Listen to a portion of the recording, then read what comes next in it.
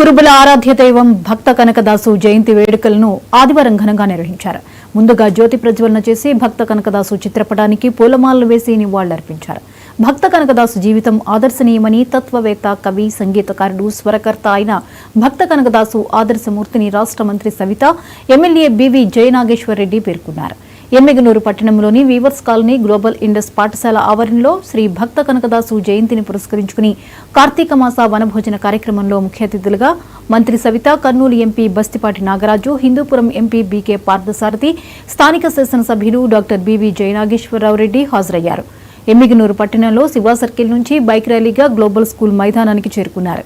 ఈ కార్యక్రమంలో కురువ సంఘం నాయకులు బీరప్ప, నందవరం ఐటీడీపీ మండల అధ్యక్షులు కురుబ వీరేష్ తదితరులు పాల్గొన్నారు.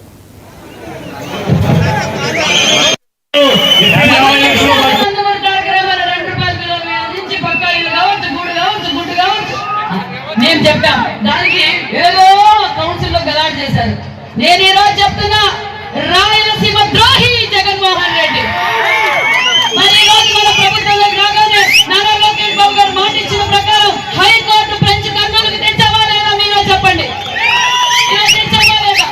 అంతేకాకుండా మన డ్రోన్ హబ్ కర్నూలు జిల్లాకు తెచ్చావా లేదా చెప్పండి. 33 కోట్ల రిజర్వేషన్, 33 కోట్ల బడ్జెట్ ఇచ్చావా లేదా చెప్పండి. ఏదైతే తొలి సంతకం పెట్టామో ఆ తొలి సంతకం మెగా డిఎస్సీ మీద సంతకం పెట్టావా లేదా మీరే చెప్పండి. అన్నా క్యాంటీన్ అన్నాం, ఉచిత ఇసుక అన్నాం, ఈ రోజు దీపం పథకం అన్నాం, ఇంకా ఏదో చేయలేదంట.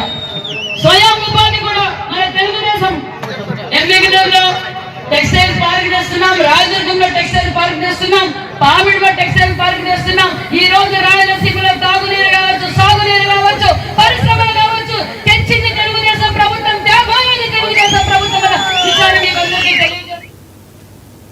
పొలాల్లో కోడిపందాలు ఆడుతున్న పలువురిని అదుపులో